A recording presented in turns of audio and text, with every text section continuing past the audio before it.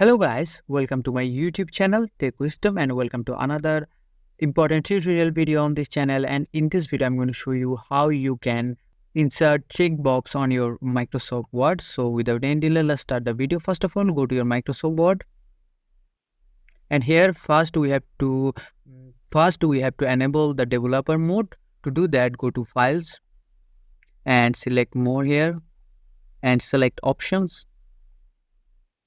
And now here you can see Customize ribbon. Just click the option, and on the right corner scroll down, and here you can see developer option. Just click it and select OK.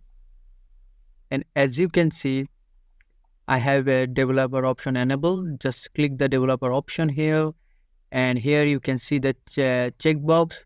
Just click the checkbox, and as you can see, my checkbox is enabled here.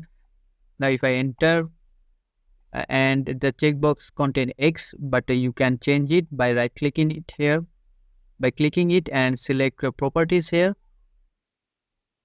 And here you can see check symbol. You can change it to anything. Just click the change option here, and here you can choose any symbol you like. I'm going to choose this option here and select OK and select OK.